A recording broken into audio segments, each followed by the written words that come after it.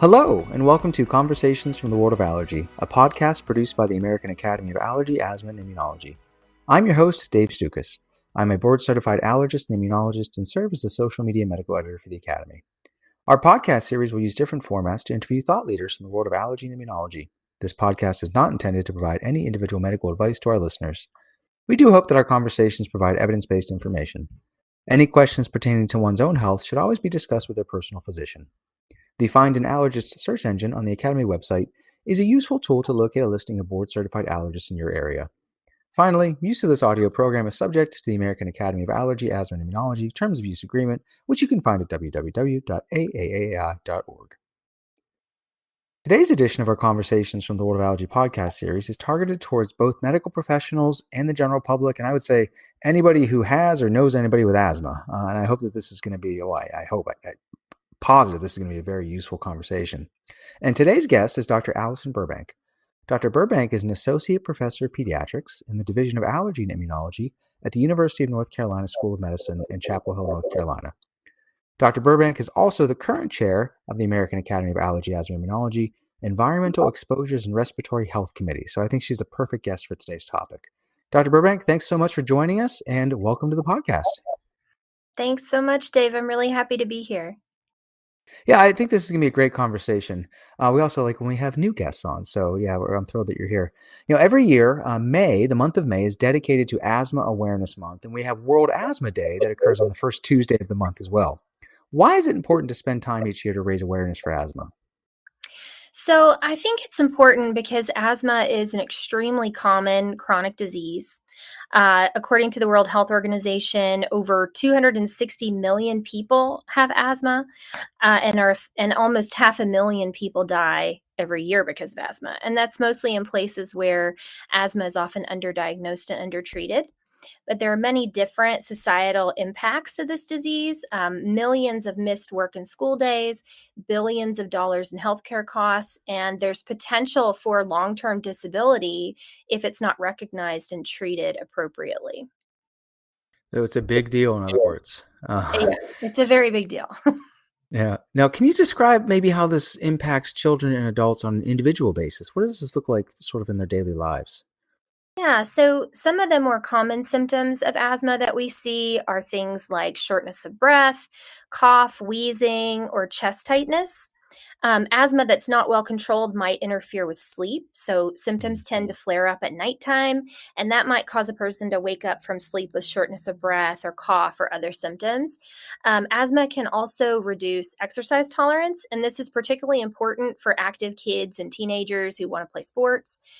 So sometimes that's how the disease really gets their attention, is when it starts to interfere with their ability to play basketball or run track. And sometimes people with asthma will have asthma attacks, which is what we as healthcare professionals would call an asthma exacerbation. And that means they go from kind of their usual state where they're not really having a lot of symptoms to a place where they're having a lot more symptoms than normal. And these exacerbations can last anywhere from a couple of days to several weeks. And that's the most common reason why kids will miss school or adults will miss work because of asthma. Yeah, and as you mentioned, that's what leads to, ER visits and unfortunately fatalities as well. Right.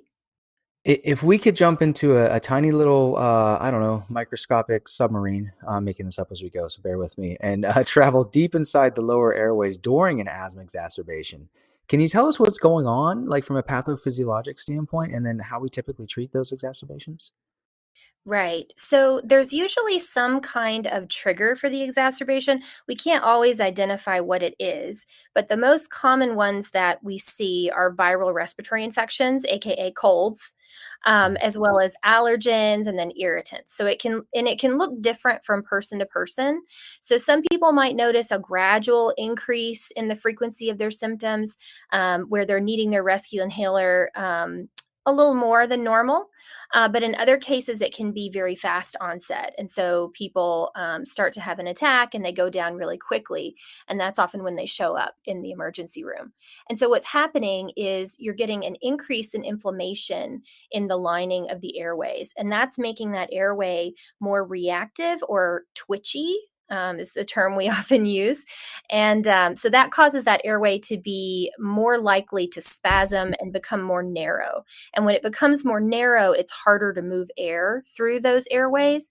And that's why you get the increase in symptoms and that sensation of shortness of breath or difficulty taking a breath.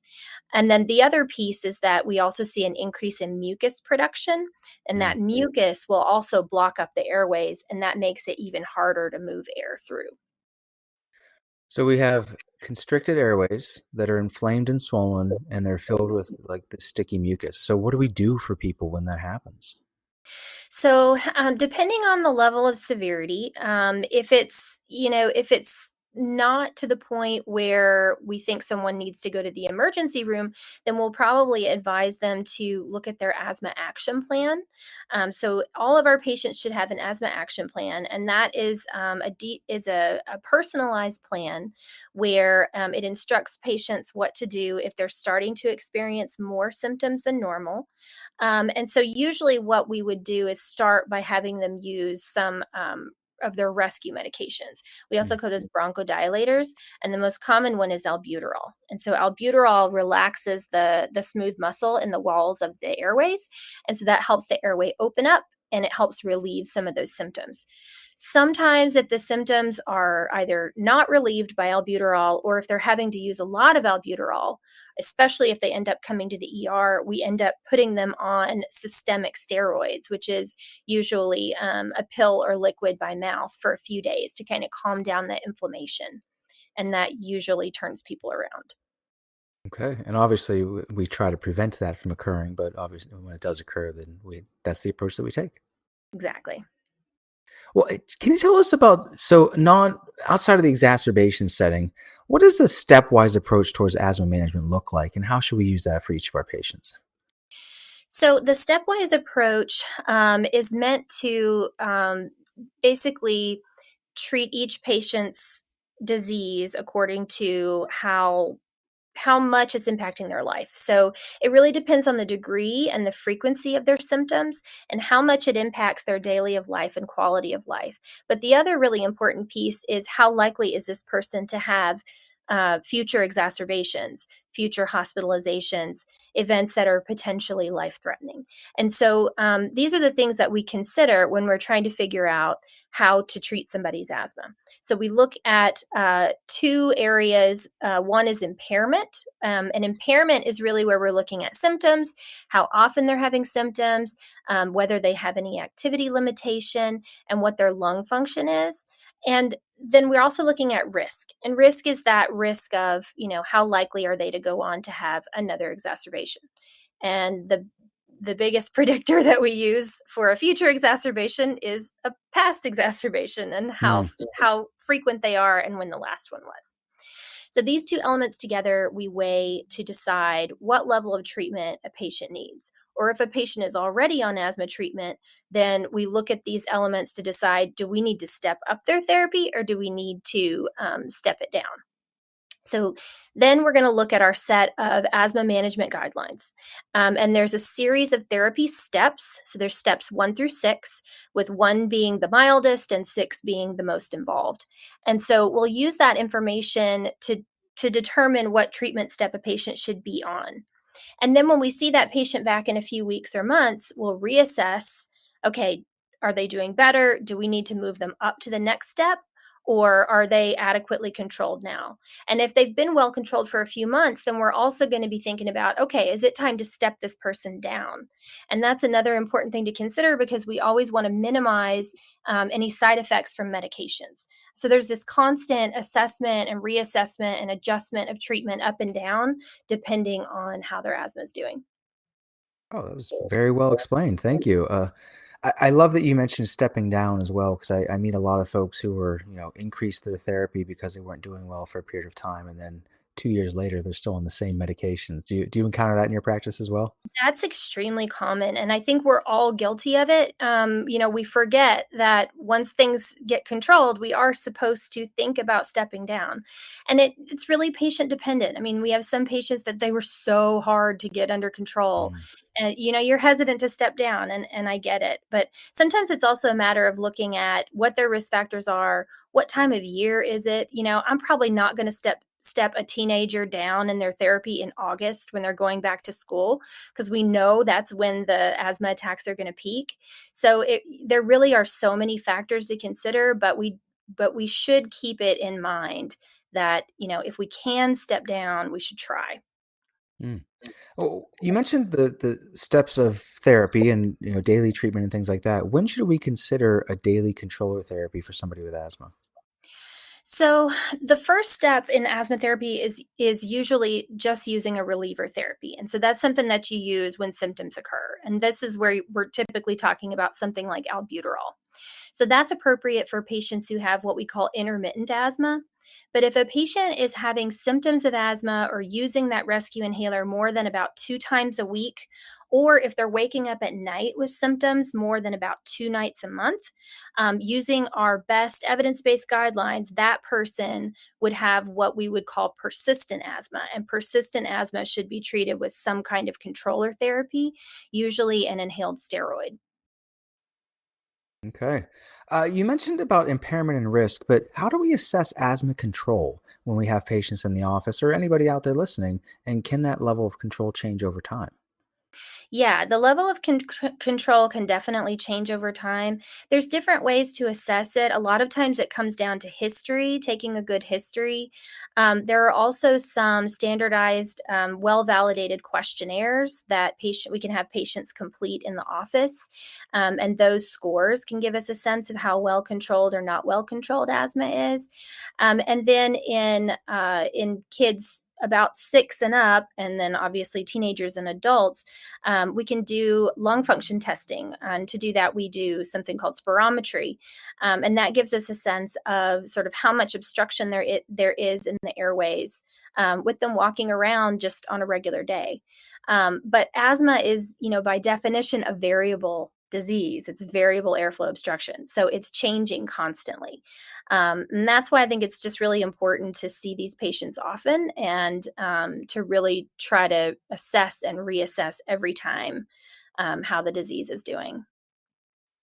You've done such a great job sort of describing this for our listeners. One of my favorite graphics around this is from the GINA, the Global Asthma Guidelines, where asthma management is a circle, Mhm. which is continual reassessment.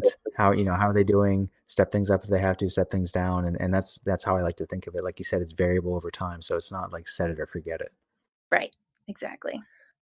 Yeah, well, the inhalers that we've used traditionally contain medications like inhaled corticosteroids or bronchodilators or the combinations of the two. But in recent years, we've seen different types of medication used in these inhalers, or different inhalers, I should say, such as long-acting muscarinic antagonists. Can you describe that and maybe any other new types of inhalers that are available and when they should be used or considered? Sure. So the long-acting muscarinic antagonists, or the LAMAs, as we call them, are Hmm. these medications that dilate the airways, similar in a way that albuterol does, but through a slightly different mechanism. And these medications are sometimes added on to other controller therapies like inhaled steroids in patients who are 12 and older. There, but I think the other interesting thing that's really come up in addition to the llamas is there are some changes that have been recommended in the way that we use some of our existing drugs. So, for example, one of our common controller combination therapies, they include both an inhaled steroid and what's called a long-acting beta agonist, or a LABA. And these inhalers have been around for a while, and they've historically just been used as controllers. So that means you use it every day, whether you're having symptoms or not. But it turns out that these combination inhalers that contain the specific kind of LABA called formoterol also work pretty well for quick relief. similar in the way that albuterol works. And there's increasing evidence that using these combination inhaled steroid and formoterol products as their daily controller and as their rescue inhaler, which is something called MART or SMART for single maintenance and reliever therapy. That combination results in fewer asthma exacerbations compared to using just the steroid formoterol for maintenance plus albuterol. So that's really something that's been a big change in our asthma guidelines since the 2020 updates. And that's something that is really becoming more and more common in practice. I think another really interesting area of development is the use of combination inhaled steroid and albuterol products. Mm. So currently, there's only one product that's FDA approved for this indication, and it's a combined steroid and albuterol, and it's approved for rescue treatment in patients 18 and up. But I think we're going to be seeing more of these coming on the market and potentially even be becoming approved for younger age groups. So I really think we're moving in a direction where we're recognizing that giving albuterol alone is probably not the best approach because it's not really treating the underlying cause of the symptoms, which is inflammation, and you need that inhaled steroid for that. Well, this is like a mini primer on asthma management. This is fantastic, Dr. Burbank. Thank you. Um, in your experience, do you think the smart therapy, so using that combination inhaled corticosteroid formoterol, is that taking off outside of allergy, immunology, pulmonary? I mean, are we seeing this in primary care, or is it still kind of lagging behind? I mean, I think in the US, it's lagging behind everywhere, unfortunately. Mm. Not even just among primary care, but among specialists too. And some of it comes down to just it takes a while for the information to get out there and for people to change their practices because we're all comfortable with what we've been doing forever. But there's also some additional challenges with our healthcare system and with the way that health insurance is making these drugs available in sufficient quantities to be able to do smart therapy. So there's barriers on multiple levels. We'll fix that another time, I suppose. But let's talk about biologics. These have changed the landscape of asthma management over the last decade or 20 years, really. If we talk about the first one, what are biologics in general, and when should they be considered for treatment? Yeah, biologics are a game changer for sure. So, biologics are sometimes called monoclonal antibody therapies. And so, these are proteins that target specific cells or specific molecules that cause inflammation in the airways. And biologic drugs are part of steps 5 and 6 of asthma therapy. So, those later steps. And they're typically added on when a patient does not have adequate symptom control despite being on high dose inhaled steroids, LABA, or sometimes LAMAs too. The biologics are also used as steroid sparing agents when you have a patient who's at the point where they're requiring daily oral steroids to control their asthma. And then I guess as we think about biologics, let's go back to what you described in regards to what everybody with asthma kind of has. They have three main characteristics, right? So they have the lower airway inflammation that you discussed, these hyperreactive twitchy airways, and then this reversible or variable bronchoconstriction. But if we dive deeper, and this is important when it comes to biologics, we can now identify different subtypes or even phenotypes of asthma. Can you give us just sort of a a glimpse into what that means? So, like, what are some examples of phenotyping, and why is that important now when we have that individual patient with asthma in front of us? Sure. So in the past, asthma was really thought of as a single disease and was sort of treated the same in everyone. But now we know there are actually many different flavors of asthma. Some people say the asthmas instead of asthma. Uh-huh. Um, the most common type is allergic asthma or asthma that's primarily driven by environmental allergies to things like dust mites, mold, or pollen. And we would identify that phenotype of asthma through allergy testing. And this is the type that usually starts in childhood, but can definitely persist into adulthood. There are other types. For example, there's one called eosinophilic asthma, which is characterized by high levels of a type of white blood cell called an eosinophil in the blood and in the airways. And there's often some overlap between the allergic and eosinophilic asthma, but not always. There are a couple of other types of asthma. For example, there's one that's associated with nasal polyps and sensitivity to NSAIDs like ibuprofen and aspirin. And that type is called aspirin exacerbated respiratory disease, or AERD. And then there are other kinds where there aren't any of these identifiable markers. And so it's important to identify the type of asthma so that you can figure out how to control it and which drugs are going to work best for it. Especially in severe or poorly controlled asthma, when we're reaching that step 5 and step 6 therapy. So, when we're thinking about biologics, especially, most of our biologic therapies are really geared towards this allergic or eosinophilic type of asthma. And so, you want to make sure that you're treating, you want to set up your expectations when you're starting these therapies. Eosinophilic asthma is also the most sensitive to steroid as well. So these are people that, typically you would expect to see a better response to inhaled and systemic steroids. And our insurance companies are requiring our patients to have certain biomarkers for approval of these biologic therapies. So that's another reason we have to think about it, just from a practical standpoint, to get these drugs approved for our patients.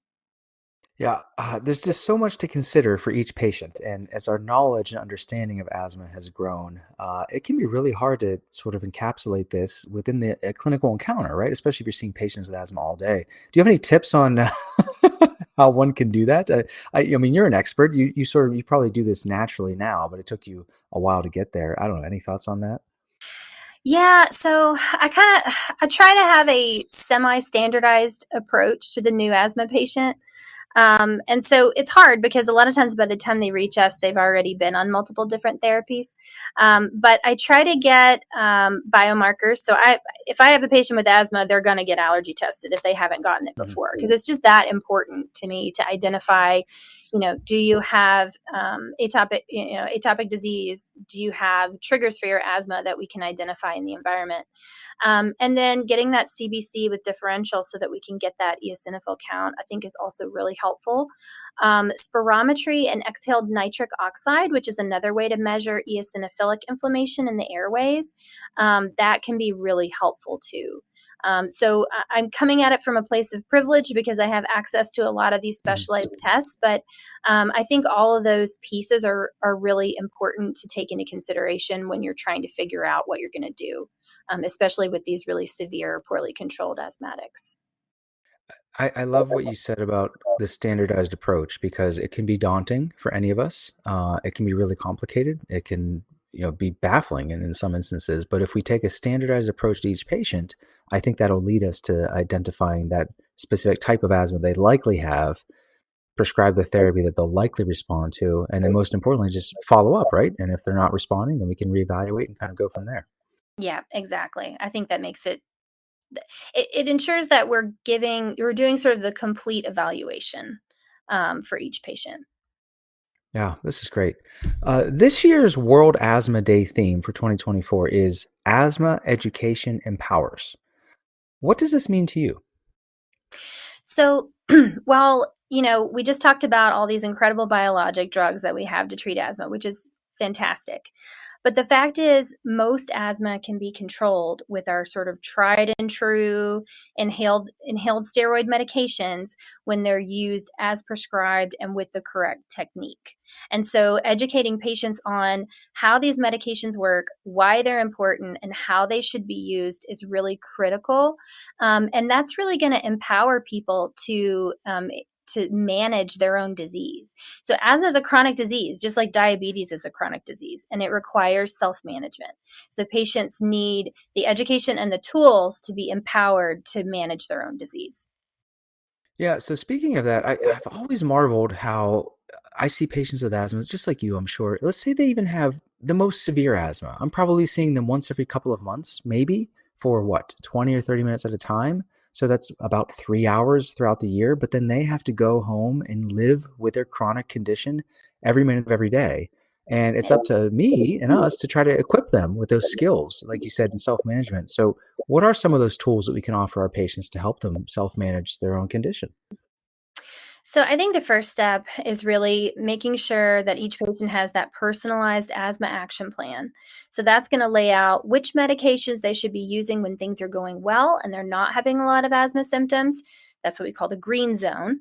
And then when they start having more trouble than normal, and they may be at the start of a flare up, that's their yellow zone. So telling them what to do then. And then, telling them what are the signs that things are getting really bad or you're entering that red zone where you need to be seeking medical attention. Every time my patients come in for an asthma follow up, we are going over that asthma action plan in detail and we're updating it when we need to. And the cool thing now is there are electronic versions of these asthma action plans. There's lots of free smartphone apps that people can get on their phone, and you can enter the asthma action plan into that. I'm a big believer in leveraging technology to Mm. help with self management. So I think these electronic inhaler monitors are also really cool. And so those are the devices that will either fit onto the inhaler or they're embedded within the inhaler themselves. And they record each time that inhaler is actuated, which means every time you use a puff. And so while that information is really important for me to have as a healthcare provider, to see how adherent they're being to their medication, I think it's also an opportunity to improve people's insight into their own disease by looking at these trends in, how often they're needing their rescue medication and how often they're missing their controller therapy. So I think that there's an opportunity there to help people gain more insight into their disease so that they can adapt and change as needed. Um, but there's no replacement for just building a really close, trusting relationship with Mhm. patients and their families. So I see my patients with poor asthma control really frequently, like every 2 to 3 months, just to kind of stay on top of things. Oh, I think that's all great advice. You're currently the chair of the Environmental Exposures and Respiratory Health Committee within the Academy, as I mentioned during the intro. How is the environment linked with respiratory health? So it somewhat depends on how broadly you define the term environment. Mm. Um, I think the word environment tends to call to mind things like environmental allergens. So there are indoor and outdoor allergens that can dramatically worsen asthma in people who are allergic to those things. But the environment also includes air pollutants, so both outdoor pollution from road traffic, um, ozone, wood smoke particles from wildland fires, and also indoor air pollution too, including tobacco smoke. And so we know that these things are really important. They've been linked with everything from, worsening existing respiratory disease, increasing ER visits, hospitalizations, and even causing death. But they've also been linked with increases in developing lung disease, especially in kids who get exposed to pollution either when they're still in the womb and then during early life. But then I think there's another level too. You can take that definition of environment even broader to include things like poverty, living in a disadvantaged Mm. neighborhood, systemic racism. All those things will influence a person's built and social environments. And then those factors all have their own impacts on health. There's this concept of environmental injustice where certain groups are exposed to environmental hazards more often than others. An example of this would be siting of a polluting industrial facility in a neighborhood that's made up of mostly populations of color and low income families. So our environment is really everything that's external to our bodies, and everything has the potential to impact your health. I may have to rethink the questions I ask you. Everything that I think is a simple answer, you offer me this very in-depth, like very thoughtful, complex answer. So that's why you're the perfect person to have this conversation with. My goodness. All right. Or maybe I'm talking too much. Maybe that's the No, no, not at all. This is fantastic. That was very well described. Let's go back to one thing you mentioned. In recent years, we've seen wildfires impact our air quality. I don't know if never before, but I mean, it seems like it's becoming more frequent and affecting more people from a population standpoint. Not just locally where the wildfires are occurring, but of miles away. Especially last summer, we saw the air quality from the wildfires in Canada affect a significant portion of the United States. So, how can we help people with asthma in particular deal with these new challenges specific to wildfires? Yeah, this is a really challenging problem that unfortunately is not going away anytime soon. I think the best way that we can advise our patients on ways to adapt to these environmental changes is really through education, making patients aware of the potential impact of poor air quality on their disease, advising them to limit their outdoor time when that air quality is poor, and wearing a mask outdoors when they can't avoid going out.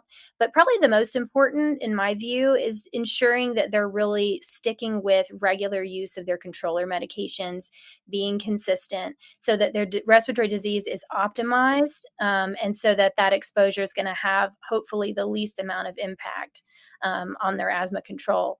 And then having that good asthma action plan in place is also really helpful. Yeah, I think that's great advice. In my area, we typically would have, I don't know, 3 to 4, air quality alert days per summer, typically due to ozone and very hot, humid days. Mm, But that has changed. Those are increasing, and it's not just because of the ozone anymore. It's due to other reasons as well. absolutely. Same in North Carolina.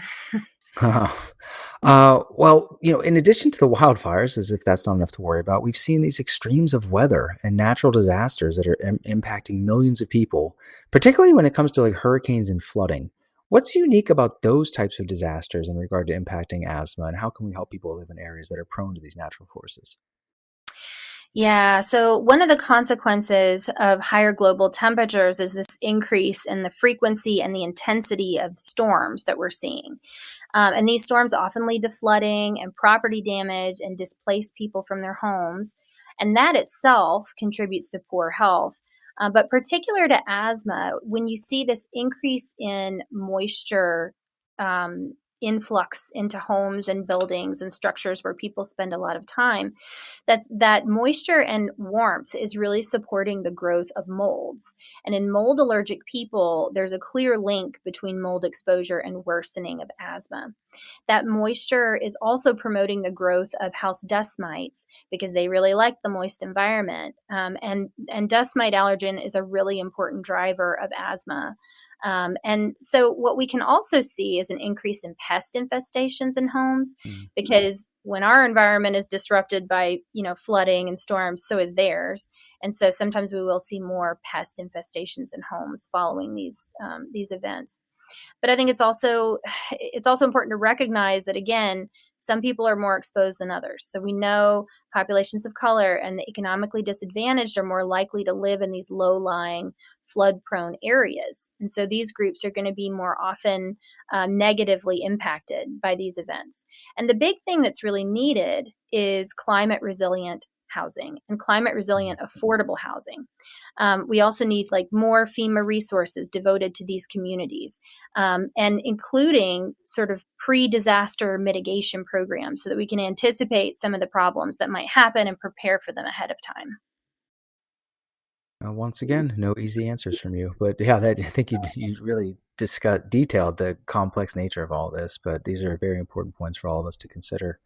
Let's go back. You mentioned storms. So I want to ask you about something specific, which is always so fascinating. So the topic of thunderstorm induced asthma. Can you tell us more about what happens during and after a thunderstorm that can cause widespread asthma exacerbations? Yeah, thunderstorm asthma, it really is a fascinating topic. At the same time, we're seeing an increase in other types of storms. We're also seeing an increase in frequency and intensity of thunderstorms with climate change as well. So, this is still a really relevant topic. This concept of thunderstorm asthma came from people recognizing a pattern of increased asthma attacks occurring within hours of a thunderstorm. And so what happens is that when there's a thunderstorm during pollen season with particularly high pollen counts, the storm causes the rupture of pollen particles into smaller pieces that can then be inhaled into the lungs. And so once they're inhaled into the lungs, then the allergens, again in people who are allergic to these allergens, will cause an inflammatory response. So you get that airway inflammation, that tightening of the airways, and that increased mucus production. And all of that adds up to an asthma attack. Fascinating. And like you said, it. So we've seen reports across the world, right, where within hours the ERs get flooded locally after a thunderstorm occurs. But it doesn't happen every time there's a thunderstorm. Do you have any insight as to why that is? I don't know that anybody really knows. I mean, the mechanism of how this works is still not fully understood. We don't even really understand how the whole rupture, like what triggers the rupture of the pollen particles to begin with. It does seem to be when I suspect it's kind of like a perfect storm. You know, you need that particularly high level of a particular pollen, usually grass or weed pollens. So you need like the right pollen level, the right pollen type, and the right storm intensity. And all those things together conspire to trigger these sort of widespread asthma attack events. But I don't think anybody really understands all the pieces at play. Hmm. I want you to know I appreciate that you slipped that pun in there very nicely. The perfect storm of these events. Well Ah, you done. got that, did you? All right, we've covered a lot of ground so far. This has really been great. If you had to formulate one succinct message for the millions of people living with asthma, what would you say to them and why? So, I think a lot of people's expectations of life with asthma is that they're just going to be sick all the time and they can't play Mm. sports and they can't do all these things they want to do. And I really try to challenge that with my patients. So, the message that I always give to my patients is I want you to be able to live a full life doing whatever you want to do and not being overly limited because of your asthma. That's our treatment goal. And I think that's possible. And so I think that should be the expectation. I love the positive messaging. Well, what if you had to say something to medical professionals who care for our patients with asthma? What would you say to them and why? So, I think the other thing, especially for the healthcare professionals, is thinking about asthma, the effects of asthma more broadly and more long term. So, it's not just about day to day life, day to day impairment. It's also thinking down the road and trying to prevent the long term lung damage that you can see when asthma is not well controlled and you get airway remodeling or stiffness in the airways. Because that long term damage can lead to a lot of disability. And so, when we're recommending treatment for asthma, we want to think about more than just what's happening in the moment, but what are going to be the long term consequences of not adequately treating this disease. Two great messages. I like to ask our guests to offer predictions, and of course, we'll never hold you to it unless you're right. We can revisit it. But if I had to ask you, what do you think will be the next big breakthrough in asthma management? Let's say in the next 10 years. So, I have really high hopes for some of the primary prevention strategies that are being explored. So, talking about preventing asthma in the first place rather than trying to treat it once it's already established. So, there's work going on with alteration of the microbiome, the airway microbiome, the gut microbiome. There are also studies trying to see if we can prevent allergic sensitization. Does that have an impact? And there's lots of others. So I'm really excited to see what's going to come from that work. That's great. Any thoughts on RSV vaccines and if that may actually have an impact as well? Yes, that is another area where I am super excited to see what's going to happen. I think from an epidemiological standpoint, like it's just fascinating to see how this is going to unfold. Well, so if you could offer for our listeners who may not be aware, so real quick, RSV and why that's linked to asthma. Yeah, so that's a great question. Viruses very much play a role in the inception of asthma, although I don't think it's fully understood how that works exactly. RSV and rhinovirus seem to be the two that are most tightly linked to the development of asthma. And this is something that's happening very early in life, usually in infancy or in the toddler years. And it may be that it's a combination of children who get a particular viral infection and also have sensitization to allergens. It's that combination of things that then leads them to go on to have asthma later in life. Yeah, no, that's great. And for anybody who's interested in the RSV vaccine conversation, I believe we have an episode from September of 2023 that you can check out, and we can put that link in our notes as well. Okay, Dr. Burbank, as we wrap up, would you mind if participating in some quick asthma myth busting? I would love to. Oh, good. There's so many, but we'll do a few here, some of the big Okay. ones. All right. Here's one that I hear all the time. Can people with asthma exercise, or is that bad for them? So, there is actually some evidence that physical exercise can improve the frequency of asthma symptoms, quality of life, and lung function in people with asthma. Now, exercise can be a trigger for asthma symptoms in people with uncontrolled persistent asthma. And that's actually a sign that their asthma is not optimally controlled and medication adjustment is needed. So for me, symptoms with exercise is not a reason not to exercise. It's a reason to step up therapy and to get that person to a place where they can exercise without symptoms. Okay. Next one. Do inhaled corticosteroids cause people to become addicted to them over time? So there's really no evidence that people become addicted to inhaled steroids. Addiction would indicate that they are becoming somehow less responsive to the same dose of inhaled steroid over time. And there are just many, many patients that were able to maintain on a stable dose of inhaled steroids for years. But it is important, that we're looking at our guidelines to reassess, how often or what dose they're on and whether we can step them down because we want to try to limit any potential side effects from inhaled steroids. Speaking of, systemic steroids like prednisone have lots of scary side effects. And, I'm sure you get concerned questions from parents all the time, as I do. Do inhaled steroids cause the same side effects as taking prednisone by mouth for long periods of time? So, your inhaled steroids, when you're inhaling them, that drug is primarily sitting right there in the airway which is where we want it to be, with a very small fraction of that dose being absorbed into the systemic circulation. Compared to taking prednisone by mouth, the amount of steroid that's absorbed from an inhaled preparation is very, very small. Because of this, we do not typically see the same side effect profile as with prednisone in our patients who are on inhaled steroids. It's something we're cognizant of, and again, it's a reason why we should be constantly reassessing and stepping down when we can.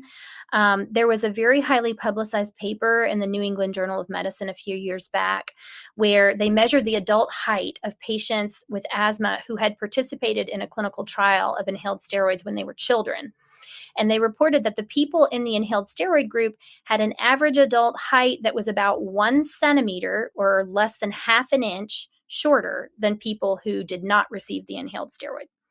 Other studies have come out since that have reported in prepubescent children, especially, there can be a slowing in the growth velocity that's temporary in kids who are using inhaled steroids, but that velocity later picks back up. So, really, I think the bottom line is there's a lot of sort of unrealistic anxiety about the effects of inhaled steroids. And it really, a lot of it stems from just a lot of misinformation. Okay. All right, here's the last one. Are spacers really necessary with meter dose inhalers? I mean, come on, Dr. Burbank. I know how to use my puffer. Yes, yes, 1,000 times yes, Dave. Can I add this to my message, my one message to the public and healthcare professionals? Sure. Yeah. So, really, and to start off, spacers are used for meter dose inhalers. You don't use them for the breath actuated or the other dry powder inhalers or the Respimats. But for the MDIs, if you use it without a spacer, I don't care how old you are or how coordinated you think you are, the majority of that dose is going to stick in your mouth and it's going to get swallowed into your stomach where it will do you no good. So the spacer allows time for those particles to become aerosolized and inhaled into the lungs. But there's still this messaging in the community. It drives me nuts that, oh, he doesn't need a spacer anymore because he's old enough, or I'm an adult. I don't need that spacer anymore. But it's just not true. And everybody using that MDI should be using a spacer regardless of their age. All right. Myth busted. Thank you. Dr. Burbank, thank you for taking time to join us today. This was extremely informative and very helpful. Is there anything else that you'd like to add before we depart? No, I don't think so. Thank you so much for having me. Oh, it's our pleasure. Thank you. We hope you enjoyed listening to today's episode. Please visit www.aaai.org for show notes and any pertinent links from today's conversation. If you like the show, please take a moment to subscribe to our podcast through Apple Podcasts, Amazon, iHeartRadio, or Spotify so you can receive new episodes in the future. Thank you again for listening.